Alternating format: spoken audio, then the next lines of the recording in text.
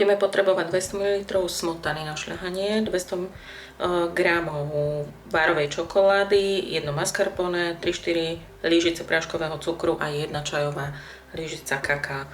Najskôr uvaríme smotanu s čokoládou a keď vychladne, pridávame ostatné ingrediencie a všetko to zmiešame.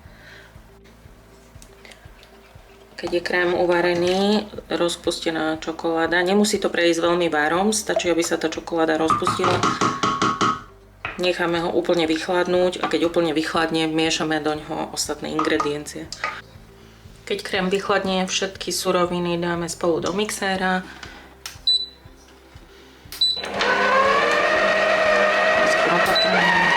A vymiešame to do hladkého krému.